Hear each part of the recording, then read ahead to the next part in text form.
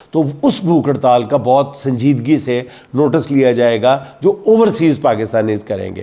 اس حوالے سے میرا خیال 2 اقدامات پہ غور کیا جا رہا ہے اوورسیز پاکستانیز کے حوالے سے. ایک تو جو امریکہ میں امریکی کانگریس میں جو قرارداد منظور ہوئی تھی اس کے حوالے سے جو اس کے زیادہ روئے رواں تھے، جو تنظیمیں تھیں اس میں تو پاک پیک تھی، پھر فرسٹ پاکستان گلوبل تھا، پھر غالباً فرینڈز آف ڈیموکریٹک پاکستان تھے، اپنا بہت بڑی تنظیم ہے، ڈاکٹرز کی بہت بڑی تنظیم ہے، وہ بھی اس کے پیچھے تھے. لیکن سجاد برقی صاحب جو او آئی سی کے سیکرٹری جنرل ہے، او آئی سی پی ٹی آئی کے سیکرٹری جنرل ہے، انہوں نے اس کے لیے بہت زیادہ لابنگ کی تھی اور 5-6 مہینے انہوں نے دن رات کام کیا تھا. اب وہ اس پہ غور کر رہے ہیں کہ اگلی قرارداد لانے سے پہلے وہ یہ جو قرارداد منظور ہوئی ہے اس پر عمل درآمد کے لیے وہ ایک سفارتی کوشش کریں اور حکومت پاکستان پہ دباؤ ڈالا جائے اقوام متحدہ کی طرف سے بھی اور امریکی کانگریس کی طرف سے بھی کہ پہلی قرارداد پہ عمل کیا جائے. اس کے لیے کوئی کمیٹی فارم کر دی جائے اور اس کے لیے وہ ایک نئی ایفرٹ سجاد برقی صاحب اپنے ساتھیوں کے ساتھ کر رہے ہیں. اور جن میں نے تنظیموں کا نام لیا ہے جنہوں نے بہت رول پلے کیا ہے، کانگریس مین سے ملاقاتیں کی ہیں، دن رات اس کے لیے محنت کی ہے، دیوانے ہیں خان کے اصل میں نا. اور وہ ہم تو شاید آسانی سے برداشت کر رہے ہیں، بلکہ sorry to use this word, ہم تو ڈٹائی کے ساتھ خان صاحب کی قید برداشت کر رہے ہیں. جو یہ امریکہ، برطانیہ اور پوری دنیا میں پھیلے ہوئے پاکستانی ہیں، یہ 1 گھنٹے کی قید بھی جو ہے خان صاحب کی برداشت کرنے کے لیے تیار نہیں ہے اور وہ کسی بھی حد تک جانے کے لیے تیار ہے. اور دوسری بات یہ ہے کہ ان کو بھی اب یہ کنوے کیا جا رہا ہے، کنوے کر دیا جائے گا اگلے 1-2 دن تک، جب پی ٹی آئی اس کو بھوک ہڑتالی کیمپ کے پروجیکٹ کو، منصوبے کو فائنلائز کر لے گی.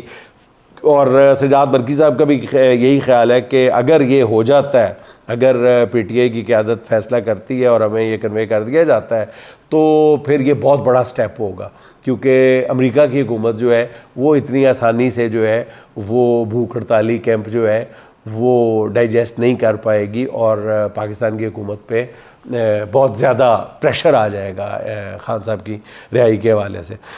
اچھا جی، اب بات ہو جائے عدت کیس کی، مکروہ کیس، شرمناک کیس کی. اور کیا کہا جائے اس کیس کے حوالے سے.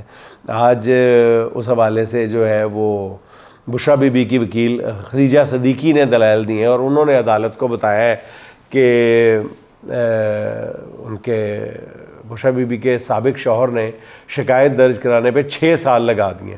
اور انہوں نے کہا کہ خدیجہ صدیقی نے کہا کہ گزشتہ روز بیرسٹر سلمان صفدر نے اپنے دلائل سے خاور مانیکا کے کیس کو تہس نہس کر کے رکھ دیا. انہوں نے بتایا کہ عدالت میں اگر نکاح ہوا بھی ہو تو اس پر کرمنل کیس کیسے بن سکتا ہے. بڑا لاجیکل آرگیومنٹ تھا ان کا.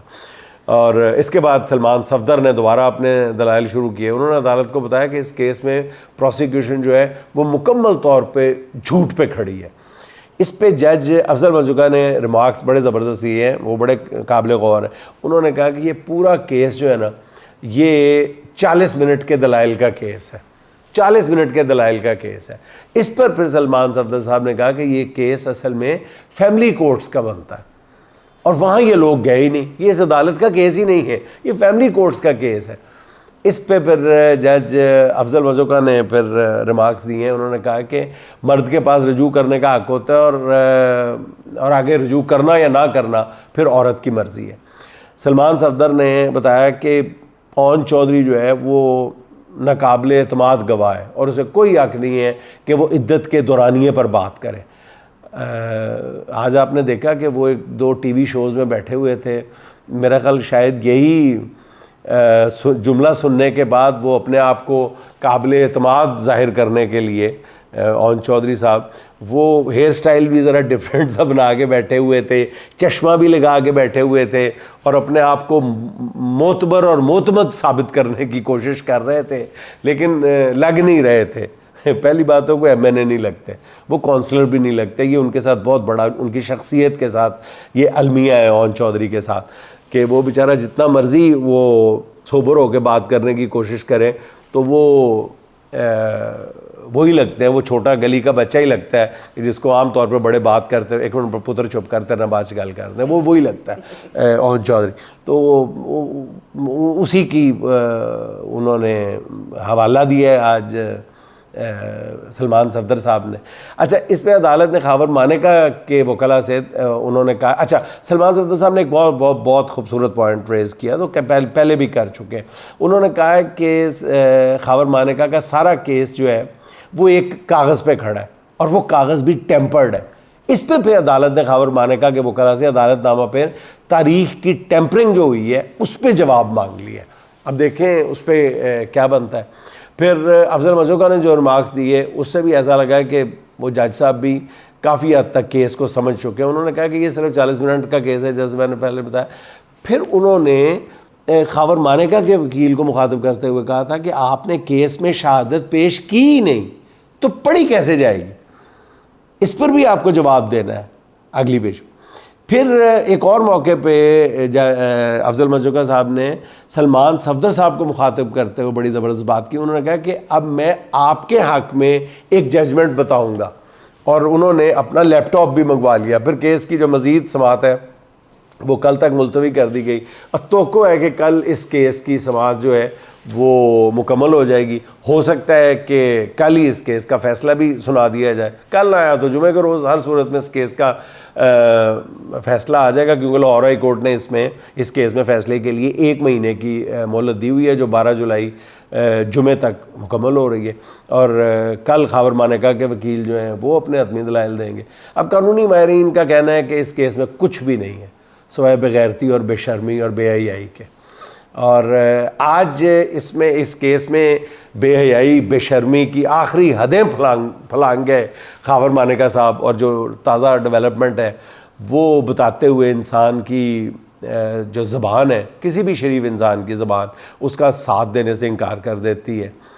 دنیا کے بے غیرت ترین شعور اور بے ضمیر ترین انسان خاور مانیکا نے آج اسلام آباد سیشن کورٹ میں درخواست دائر کی ہے کہ بشرا بی بی کے 2018 میں آگے نہیں بولنا چاہتا, انہوں نے میڈیکل ریکارڈز کے لیے اعلیٰ سطحی میڈیکل بورڈ تشکیل دیا جائے, یہ اپیل کی ہے. انہوں نے گھن آتی ہے, کراہت آتی ہے, ابکائی آتی ہے, اللہ معاف کرے کہ یہ دن بھی اس ملک کی عدلیہ نے, اس ملک کی عدالتوں کے علاوہ اس ملک کے معاشرے نے, ہمارے معاشرے نے یہ دن بھی دیکھنا تھا.